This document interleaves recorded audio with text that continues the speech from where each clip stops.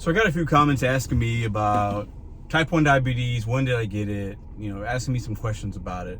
And it's been a lot of great comments this week and a lot of support in the videos that I've been making. It's been a rough week, emotionally, physically. Last week was crazy. This week, I feel better. I feel stronger. I feel good physically. My type 1 diabetes is, I'm taking better care of it.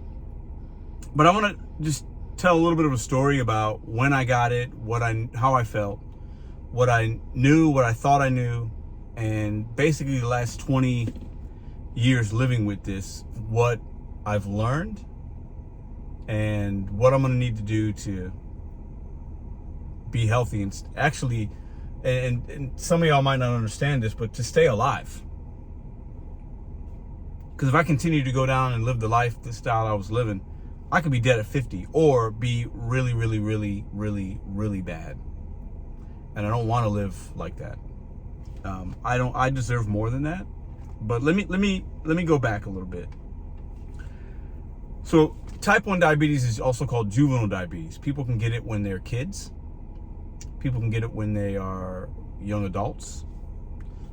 Type 2 diabetes, you usually get it because you have you ate so bad, your diet was so bad, and you had an unhealthy lifestyle that you get it usually later in life. Typically, people might be overweight or have some other underlying issues, and they get type 2, and you can actually get rid of it or prevent it in some cases, or manage it with diet and not take insulin or whatever. And some people have to, or they take pills, whatever. I don't have type 2. Most people do. I have type 1. It's a chronic illness, and I was going to get it at some point. It's hereditary. It's in your genes. Your pancreas just stops producing insulin. Anyways, so 21 years ago, I think I was 21 or 22. I can't remember, but that's part of the story, which is interesting to say the least. I was really sick for like a few days or a week. I was losing weight, and I'm already a very slim guy. I was dehydrated all the time, like thirst, like you would not imagine. To the point I was working at Toys R Us at the time in Bridgeton, in Northwest Plaza. It's not even there anymore. And I was a manager, and I was working. I remember driving to work and having to use the bathroom so bad that I started to piss myself, because I was literally drinking big gulps and this and all these bad things that had sugar in it, because I didn't know what was going on with me, but I was thirsty. I could never quench my thirst, and then obviously you're peeing. I remember driving to work and starting to piss myself, and I had to like pull over and like pee on the side of the road on the way to work. I had no idea what was going on with my body. I had no idea. That could have been on like, let's say like a Wednesday or so. And then on a Friday, I remember I had a girlfriend at the time and a friend of mine. We went to go see a movie. That same day I went to like the grocery store. I bought all this stuff that I like to have, all these sugary things. And my appetite was all crazy. It was like low and then high, but I was always thirsty. Didn't feel good, didn't look great. I remember going to that movie and getting the icy, one of those like polar icy things, and drinking it and feeling like, oh my God, it would feel good to drink it, and then like immediately after 5-10 minutes, it's like you just feel like crap. You're peeing all the time. That Friday night we did the movies. I was living by myself at the time. My daughter was a couple, like maybe 2.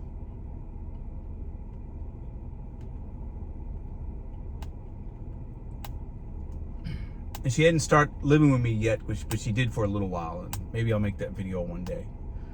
The next day, Saturday morning, I couldn't even tell you what happened.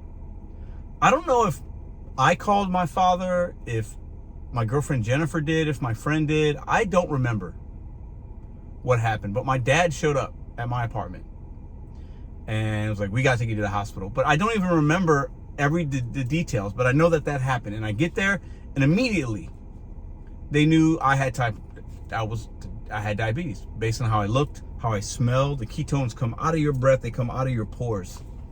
And immediately I was in like the ICU in the hospital. I was there for 4 or 5 days. I didn't even know what type 1, what diabetes really was. I think at that point I I thought maybe some family members that I had it, like my grandma or my aunt, but I really don't remember. I was in such a haze almost. And I was angry when I found out I had it. Angry. Now, at that point, I wasn't somebody that drank a lot. Drinking wasn't an issue for me then. But I remember thinking, man, the first thing was like, I bought all this food. I just spent like $100 at the grocery store. Now I can't really eat any of that because these dietitians are telling me you gotta do this, you gotta do that. I remember thinking, well, man, I like to eat. I love to eat out. I love to eat. Now they're telling me I can't do that as much. I can't do this. The drinking. Okay, I'm like, all right. I was mad. I felt sorry for myself. I was just angry. I'm a young man living by himself, being told I just had type 1 diabetes and I have a toddler and a full-time job that I had just maybe been a manager for about a year. And at that point, I think I was on salary, I was making like $32,000 or something. And at that point, I thought I was a baller. You know, I was spending money recklessly, eating out, doing this. Just had a girlfriend that was younger than me, just wilding out. I had a toddler, unhealthy lifestyle, and I was mad. And I think in some ways, I've been stuck at 21, 22 for the last 20 plus years. Because I remember going to the doctor, the same doctor that I just saw, and they gave me all these things and these meters and these insulins I had to take in this program, and I felt extremely overwhelmed because I didn't know how to deal with it. And I remember in the beginning, I was like doing good with it and checking things, and I was doing all right. And then, you know, within like a 4-year span after being diagnosed, after coming out of the hospital and being on my own, I went back to the hospital a few times. And then I went back again one time, I think 5 years ago, and then we went back last week. So I've been in and out of the hospital 4 or 5 times since I've gotten it. I've been sick way more than that, but I wouldn't go and it would just get better, or at least I thought. But my insides were basically, I was killing myself. Every day I drank, every day I didn't eat good, every day I didn't check my blood sugar right, every day I didn't live a healthy lifestyle. You know, I was a very active person, basketball, softball, and that helped. And then COVID happened and then I stopped being as active, and that's not an excuse, it's just a reality. But I'm still mad that I have this. And my pride and my ego were so big then, and they still have been, that I was like, I'm just gonna do what I want to do. I'm gonna still eat what I want. Yeah, I'll take my insulin, but like, I stopped seeing my doctor regularly. I stopped monitoring my blood glucose how I should. And like I said in the video this week, I haven't been able to complete anything in my life. There's nothing, a relationship, a task, a job. You know, I can do certain things with job and work, but like that's a coping mechanism, but that's for another video. But that's such a tragic thing to happen to somebody. And I did not take care of it because I was mad and I was prideful. And I don't think I love myself. So I didn't think I deserved to get better. Because you can live with type 1 diabetes. Many people do it. I'll give you a few celebrities that have it, okay? That I know of. And, you know, the Jonas Brothers, the young Jonas brother, Nick Jonas, he's got it. My daughter has diabetes. My oldest daughter.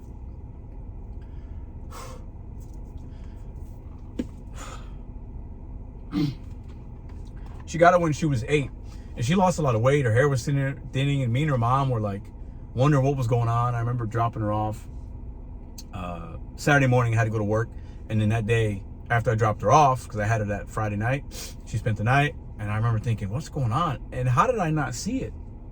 I still carry a lot of shame of that, of not recognizing that she had it, because I had it. I mean, talk about not being aware. That's a whole nother. It's a whole nother conversation. I mean, a whole nother conversation. But anyways, you know, so Joe Jonas, you know, my daughter has it. There's a football player, Jay Cutler from the Bears. He played for the Bears. I think he just got in some trouble anyways. He's got type 1. There's a few. I don't know why those two stick in my mind, but there's others. People can live a healthy lifestyle with type 1 diabetes, but you have to take care of it, and you got to have a doctor that's checking your A1C levels. Your A1C should be close to 7. Last week when I was in the hospital, it was 11. And it's been 11 before when I've gone to the hospital. That's bad. Some have had worse A1Cs, some have had better. If it's supposed to be 7, to where your body can function somewhat normal, and then your organs and your kidneys and your livers and your heart and everything else can be okay, you need it at 7. 11 is not good. It's basically 50% more than it should be, or whatever, right? Or whatever the number is. I got type 1 diabetes kind of late in my adult life. And I feel like I've been still angry and just stuck there. And I take full responsibility for me not managing it correctly, because I know better. I've had people, professionals, tell me these things, but I've got other issues that I'm dealing with and have been dealing with. And I think it's just, it's the anxiety of it. The mental side of it has just been crippling me.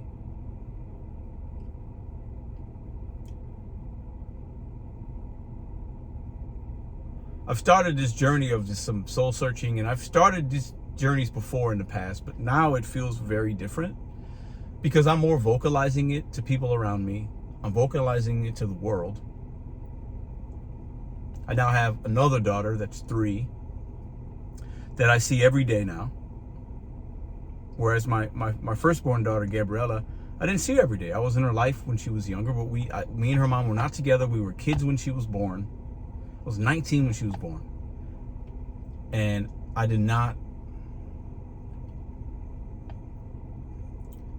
wasn't with her every day.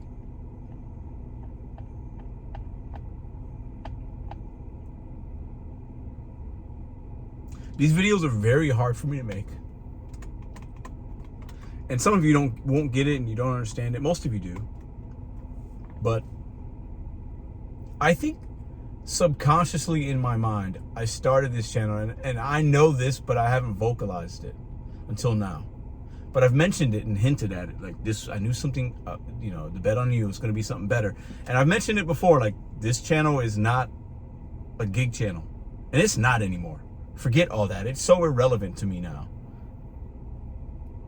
And while I know I've helped a lot of people, that's not what my purpose is. My purpose is not to help you be a better DoorDash driver. And I've said that many times before.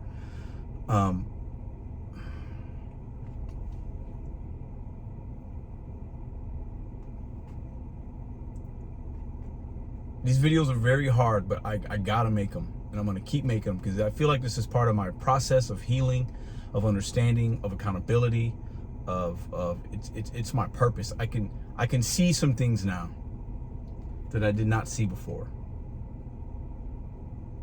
And my type 1 diabetes story isn't probably that unique from others. I think other people have got to be struggling with this. I hope not. I hope nobody else feels how I feel right now. It's not good. I've been battling these demons on the inside, and man, they've been winning. And that little demon on the inside, man, he's a charismatic, fun, smart maniac sometimes. And I let him get the best of me, and he has. And he's always in my ear. Man. Yesterday was a really good day. I did my 4th AA meeting yesterday. It was a really good one. I felt good. Leaving, it was a good one. And today I've been feeling very emotional today. I'm very scared. Hopeful but scared. Because I have a lot to do. I have a lot to do for myself and the people around me. I have a lot of hard, heavy lifting. And I cannot do it alone. And I think I've been trying to do a lot of things alone for whatever reason, right? I'm very prideful in that way. And I put these masks on, different ones, depending on who I'm talking to. And I am, like I said this week, I'm stripping myself. I'm trying to strip myself And I'm a very competitive person, but sometimes that could be bad, because when you're competitive and then you're losing at something, or you feel like you're failing, and the inside you know you're failing, it makes you not want to be competitive sometimes. It makes you sometimes want to give up. And I've given up too many times. I've been present for the wrong things. You know, I've been present for the dopamine hits and the alcohol and the eating and the seeking of validation of others. And I have not been present for the things that are more important. These are very hard things for me to admit. And I'm doing them because I have a platform, and I know that. And I know at the end of the day, based on the comments, based on the things that I'm getting, I've got people reaching out to me I haven't heard from in years. People that I'm not even really close to. I got other people that I wish would call and have not called.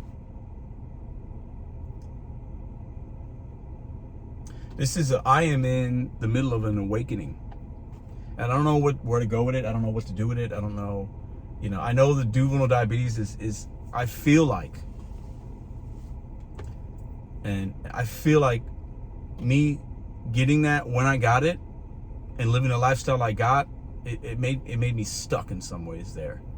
And I haven't been able to get out of that age and that madness and sadness and resentment and like all these things. I haven't been able to escape that. And I thought I did. And I've done some work, but I didn't finish enough. I didn't do enough. I didn't do enough for myself, and in return, I wasn't able to do enough for people around me that I do love. And I do feel very grateful. Something that I thought about yesterday in the meeting, and talked about gratitude and gratefulness, and that really hit me in a lot of ways, because I know that there are a lot of other people, and some of you might even be watching this, and you don't have maybe a support system. You don't have somebody that can give you a hug, to tell you it's going to be okay, that tells you they're going to have your back. And I have that. I have a few people in my life. I've got 2 people in my life that gave me some of that yesterday. Actually more, because I talked to a few people on the phone. But anyways, and then I got daughters that I know love me and that want to see me do well. And I don't want them to carry.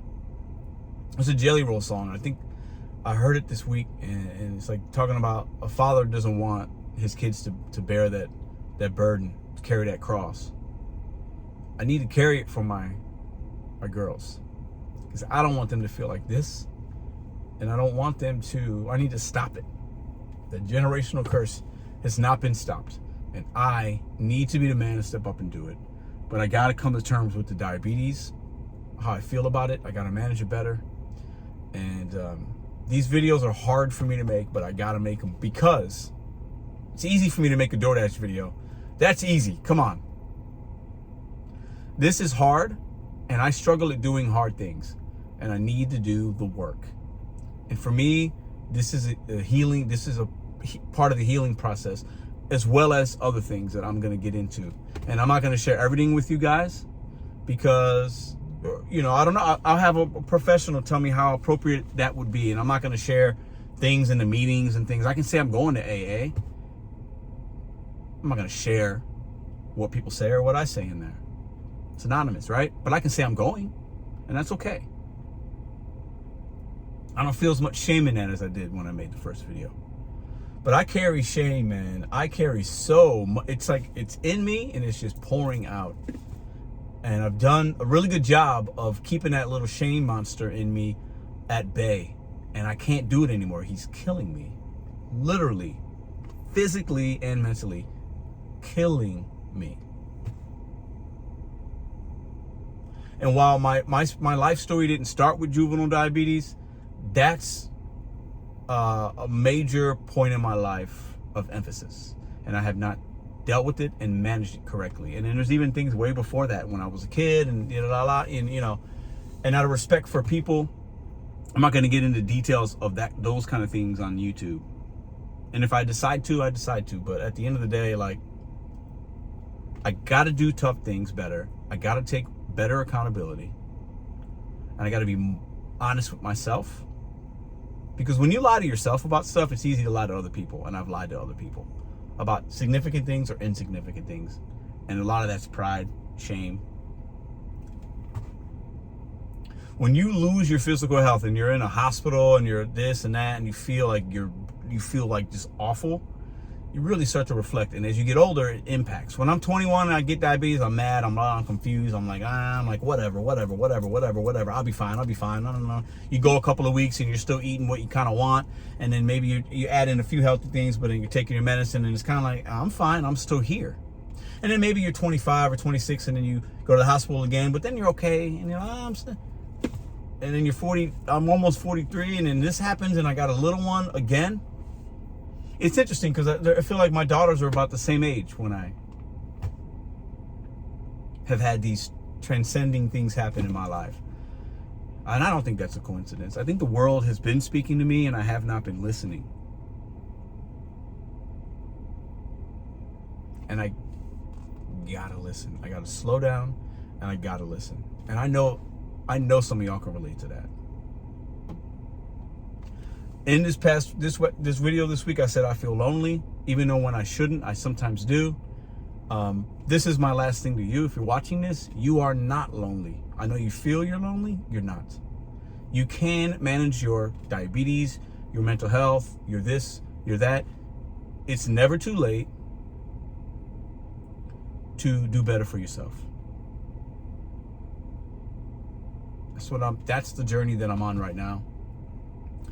And it just happened to start on YouTube with DoorDash, which is weird.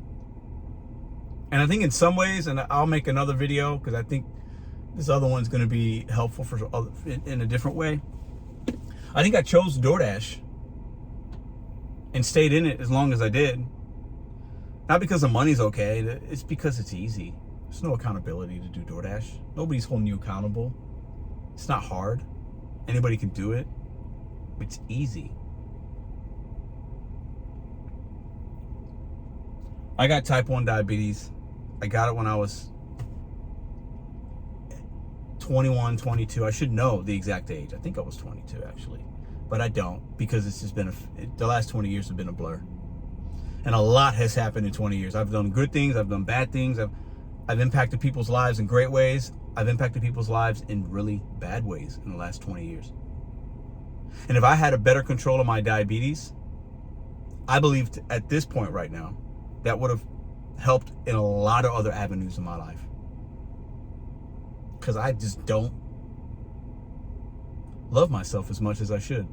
And when you don't love and self-love yourself, it's hard to love other people. It just is. And I'm starting to learn that.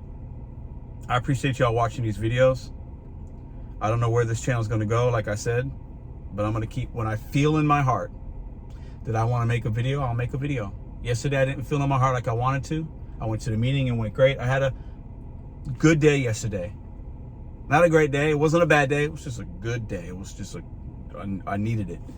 And then I also said, oh, I'm making a video today. Don't want to. I got nothing to offer to the world. I'm good where I'm at. I'm not going to add anything else to it. But today I felt like I wanted to talk. I appreciate y'all for listening. It's more to come. It'll come when it comes. And these videos are going to be very hard for me. I know I'm going to get emotional on some of them. You've already seen me get emotional a little bit. And I'm okay with that. It feels good. There's nothing wrong with crying a little bit. You got to get it out. And I haven't.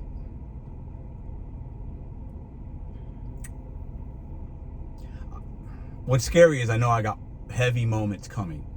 And I've already had some heavy moments, but I know more are coming, and that is very scary. I want y'all to have a great day. You're not alone. Somebody loves you. Even when you think they don't, or you don't think you deserve it, you do deserve it. Get that from however you want. Take that how you want to take it. I feel very grateful today. Even if I don't feel great, I feel grateful.